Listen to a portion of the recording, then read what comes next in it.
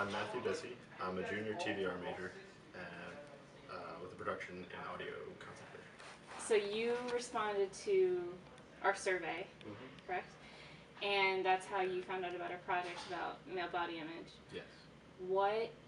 Why did you want to? Why did you contact me? I mean, like, what interests you about the subject? There's definitely a lot of emphasis placed on the female body image, and I know quite a few actually, feminists who are all gung ho on the equality side of things and the oppression of women that can go on, and the looking down upon women, both for having good bodies and bad bodies. And there isn't a lot of coverage of the male body in terms of good or evil. You describe your relationship with your body image. It's pretty good. There was definitely a time when it wasn't that good. And as a chubby little middle schooler, one day I decided, partly out of a desire to look good and partly out of a desire to be healthy, that I should definitely exercise more and pay more attention to the outward appearance of my body as well as the inward appearance of my body in terms of just strength. Pressure, if not to look good, to be fit.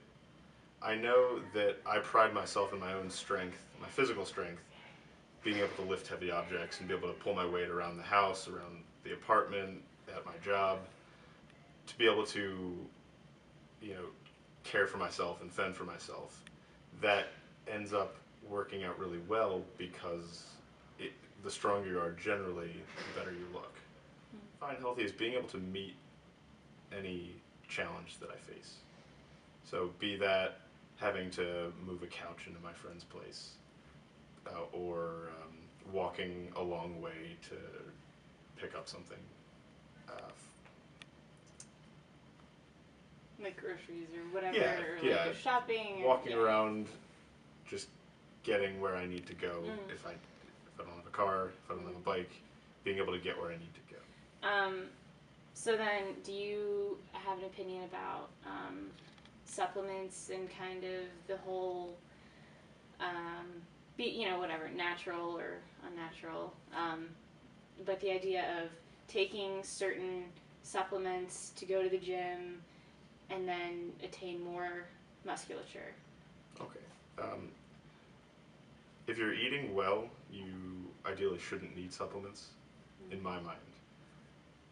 If the goal is muscle building, be it for looks or for personal fitness, supplements can be a great way to achieve that.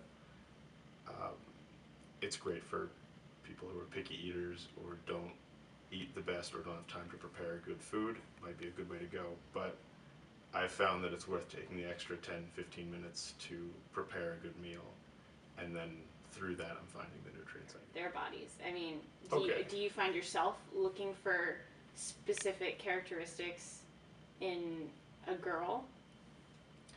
In females, as I walk around the world, the face is the first thing I'm drawn to. That's what you see when you see people. I work my way down the body as as that naturally goes. I look for fitter individuals for sure. But in terms of getting to know someone, being friends with someone, being emotionally and then physically attracted to them, I'm still more of a personality type person. I like getting people on both sides of the fence seek validation. And so I would personally like my hard work in maintaining my body to be recognized by. One of my favorite quotes is, "Comparison is the thief of joy."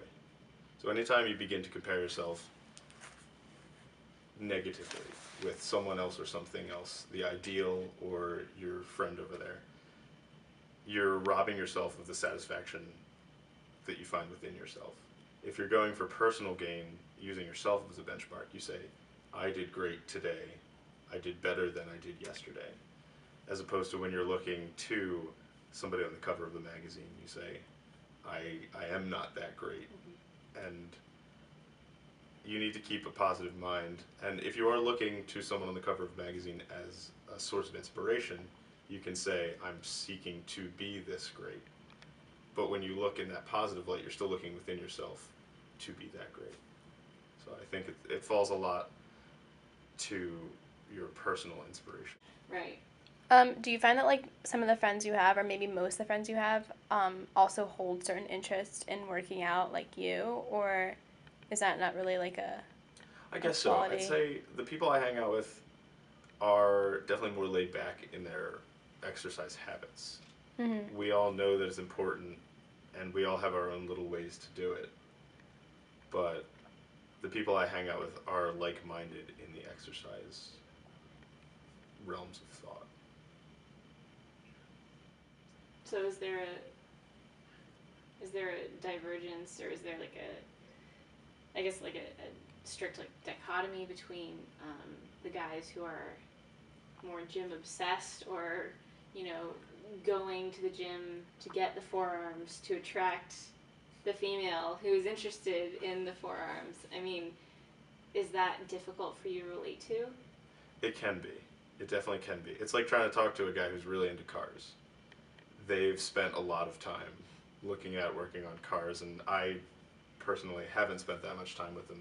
You connect where you can, and everybody has workout experience or some kind of exercise that they've done in the past, but it's all the varying degrees of difficulty. I wouldn't go so far as to call it a dichotomy, unless you're on way ends of the spectrum, but everybody can talk about it to a certain extent. So then I think you're drawing a connection between physically, literally looking in a mirror and then reflecting personally. Um, and do fluctuations in what you see in the mirror influence then your reflections personally? I mean, the fact that you might feel, or you might see that your stomach's a little rounder, for example. I mean, then how does that affect your relationship with?